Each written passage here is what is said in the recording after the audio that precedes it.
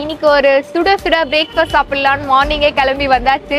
பக்கத்து கடையில் இன்னும் ஒரு தள்ளிலாம் பார்த்தீங்கன்னா கொஞ்சம் அதிகமாக தான் சொல்லுவாங்க. எல்லா ரேட்டும் கரெக்டான ரேட்டாக தான் பண்ணிட்டு இருக்காரு. கஸ்டமர் சாப்பிட்டுருக்கோம், சரவணன் சாப்பிட்டுருக்கோம், எல்லா சாப்பாடு சாப்பிட்டுருக்கோம். ஆனால் இது எங்களுக்கு பெட்டர். ஒரு நெல்லை ஸ்டைல ஒரு பிரேக்ஃபாஸ்ட் சாப்பிடணும் அப்படின்னா சென்னையில இந்த கடைக்கு வந்துருங்க.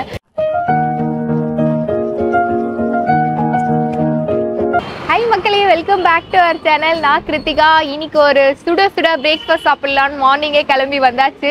மணி 7 தாங்க ஆகுது.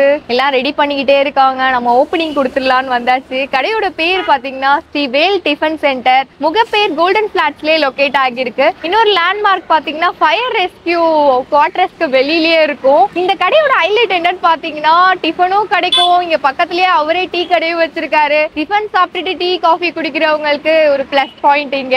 ஏன்னா வந்து நம்ம ஹோட்டல் அப்படின்னாலே ஒரு 50 ரூபாய்க்கு ஃபில்டர் காஃபி கொடுக்குறாங்க. ஸோ வந்து இந்த மாதிரி பட்ஜெட் ஃப்ரெண்ட்லியான இடத்துல காஃபி டீ கிடைக்கிறதே பெரிய விஷயங்க.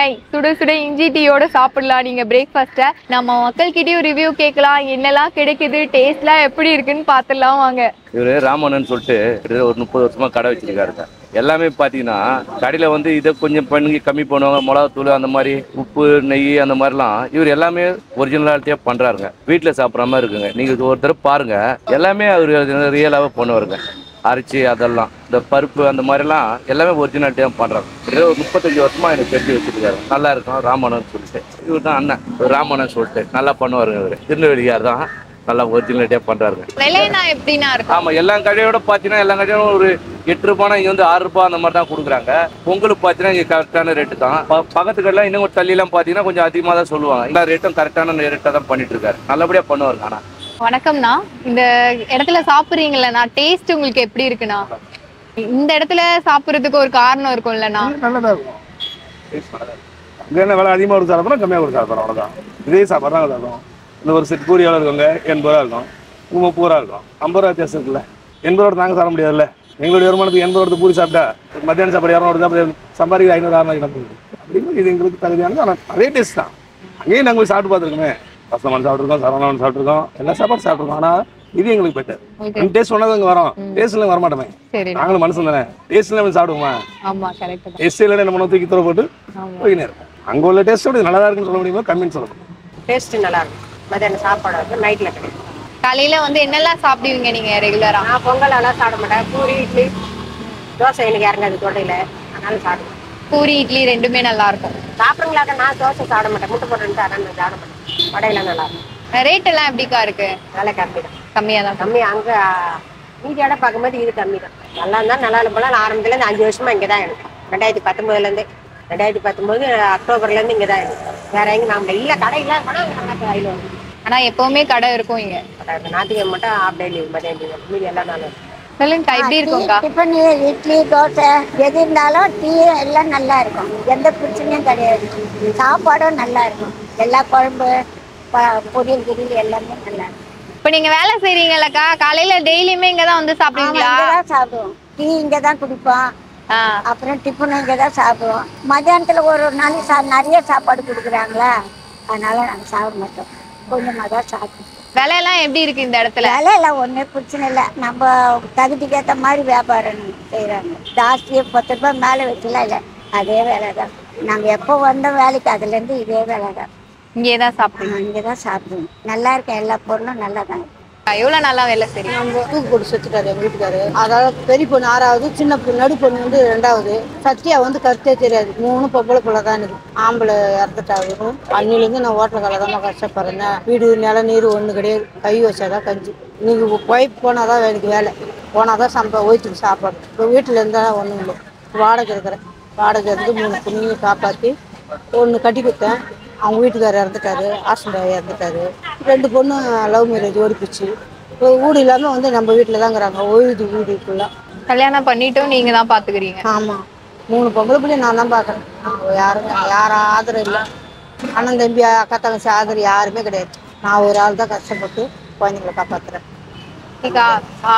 அண்ணா இறந்ததுல இருந்தே நீங்க தான் கஷ்டப்படுறோம். இதே சமையல் வேலை? ஆமா. அன்னிலேருந்து ஹோட்டலுக்கெல்லாம் 10 வச்சு தான் கஷ்டப்பட்டு நடக்கும். அக்கா வணக்கம்க்கா, உங்க பேரு?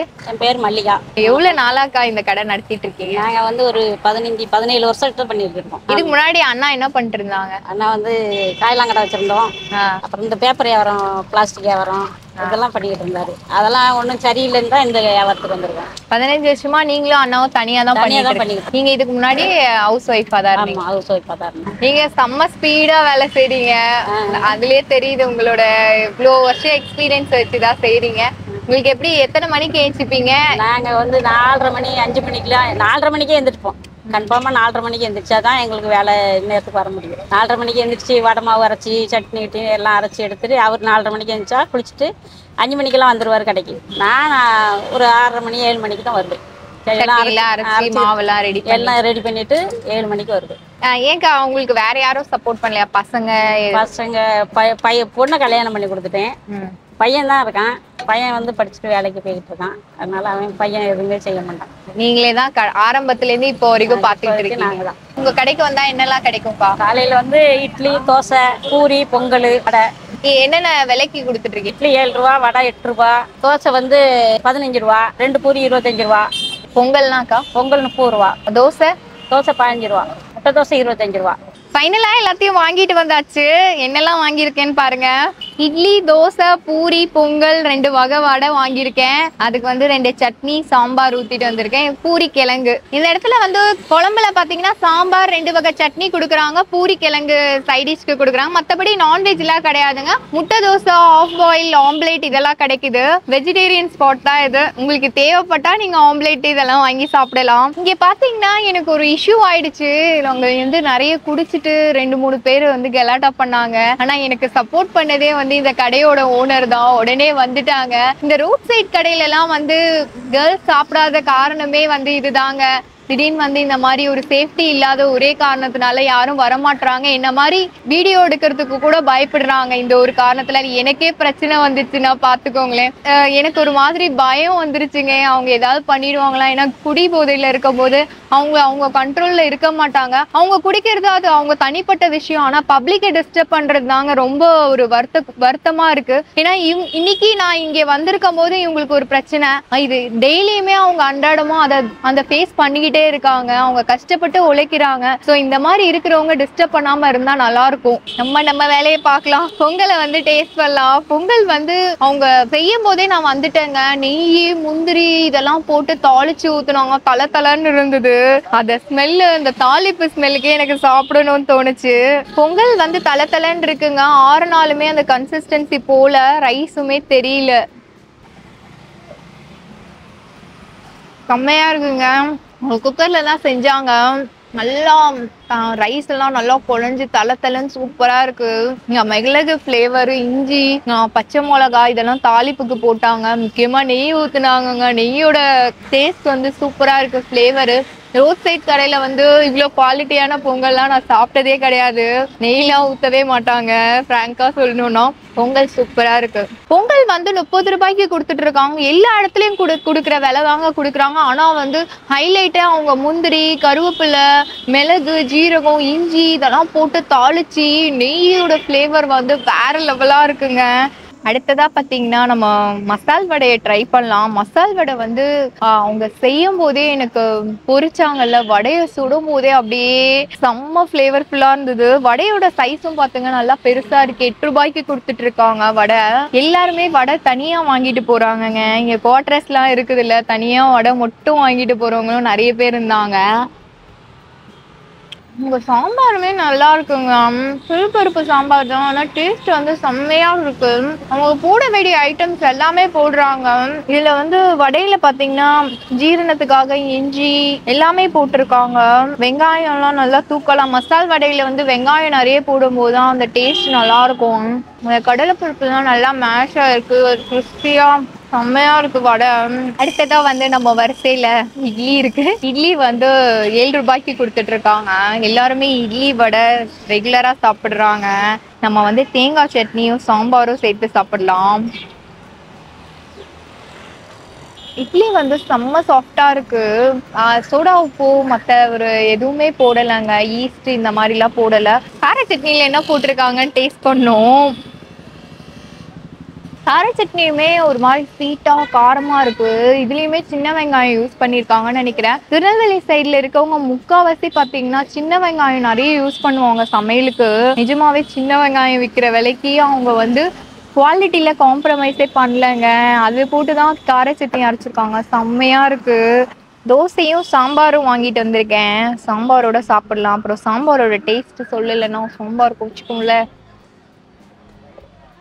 இதுல பாத்தீங்கன்னா மஞ்சள் பூசணிக்காய் போட்டிருக்காங்க. சிறுபருப்பு சாம்பார் தான். சிறுபருப்பு தெரியவே இல்லைங்க. ஃப்ளேவர் வைஸ் வந்து கொஞ்சம் ரொம்பலாம் காரமா இல்லை, லைட்டா காரமா பண்ணியிருக்காங்க. உங்களுக்கு கலரை பார்க்கும் போதே தெரிஞ்சிருக்கும். சாம்பார் வந்து அவ்வளோலாம் காரம் இல்லை, எனக்கு ஏற்ற மாதிரியே இருக்கு. ஆனா டேஸ்ட் சூப்பரா இருக்குங்க. எதுலையுமே குறை சொல்ல முடியல, எல்லாமே நல்லா இருக்கு. தோசை ஒரு தோசை 15 ரூபாய்க்கு கொடுத்துட்டு இருக்காங்க. கண்டிப்பா வந்து செம்ம பட்ஜெட் ஃப்ரெண்ட்லி தாங்க. பட்ஜெட் ஃப்ரெண்ட்லியாகவும் இருக்கு, குவாலிட்டியாகவும் இருக்கும் இந்த கடையில. பூரியும் வடையும் சாப்பிடல இன்னும். பூரி கிழங்கு வடை இருக்கு. நம்ம டிஃப்ரெண்டான காம்பினேஷன் சாப்பிடலாம். பூரி கிழங்கு வடை வச்சு சாப்பிடலாம். கொஞ்சம் பூரியை புட்டுக்கிட்டாச்சு, கிழங்கு எடுத்துட்டேன். கொஞ்சம் வடையை எடுத்து மேலே அப்படியே கார்னிஷ் பண்ணிடலாம். கிழங்கு செம்மையா இருக்குங்க. திக்கா ஃபுல் உருளைக்கிழங்கு, பச்சை மிளகா, வெங்காயம், பூண்டு இதெல்லாம் போட்டிருக்காங்க. இந்த பச்சை மிளகாவோட காரம் தெரியவே இல்லை. கிழங்கோட ஃப்ளேவர் சூப்பரா இருக்கு. திக்கான கன்சிஸ்டன்சில கொடுக்குறாங்க. வடை வந்து செம்மங்க, அல்டிமேட்டா இருக்கு. 2 வடையுமே செம்மையா இருக்கு. எந்த குறையுமே சொல்ல முடியல. அப்படியே கிறிஸ்பியா ஆறிடுச்சுங்க வடை. ஆனாலுமே அந்த கிறிஸ்பினஸ் போகவே இல்லை. இந்த வடையை புட்டுக்கணும். புட்டுட்டு இந்த வடையோட கலரே தெரியாத மாதிரி அப்படியே இந்த கார சட்னியில இப்படி ஒரு பெரட்டு, அப்படி ஒரு பெரட்டு அப்படியே எடுத்து வாயில போடும்போது இதெல்லாம் சாப்பிட்டுட்டேன். டேஸ்ட் பண்ணும் போதே எனக்கு வயிறு நிறைஞ்சிருச்சு. முடிஞ்ச அளவுக்கு சாப்பிட்டுட்டு கேமராமேனுக்கு தள்ளிடலாம். சாப்பிட்டு எல்லாம் முடிச்சாச்சு. செம்மையா இருந்ததுங்க. எனக்கு எல்லாமே பிடிச்சிருந்தது. செம்ம டேஸ்டா இருந்தது. என்னன்னு பாத்தீங்கன்னா பொங்கலும் அவங்க கொடுக்குற இட்லியோட அந்த கார சட்னி, தேங்காய் சட்னி எல்லாமே செம்மையா இருந்துச்சு. தேங்காய் சட்னி, கார சட்னி ரெண்டுத்துலயுமே வந்து சின்ன வெங்காயம் போடுறாங்க. ஒரு நெல்லை ஸ்டைல ஒரு பிரேக்ஃபாஸ்ட் சாப்பிடணும் அப்படின்னா சென்னையில இந்த கடைக்கு வந்துருங்க. பயங்கர ஹார்ட் ஒர்க் பண்றாங்க 2 பேருமே. கண்டிப்பா இந்த சைடு வந்தா டேஸ்ட் பண்ணி பாருங்க. இந்த அண்ணாக்கு சப்போர்ட் பண்ணுங்க. இதே மாதிரி ஒரு இன்ட்ரெஸ்டிங் வீடியோல நம்ம சந்திக்கலாம். பாய்.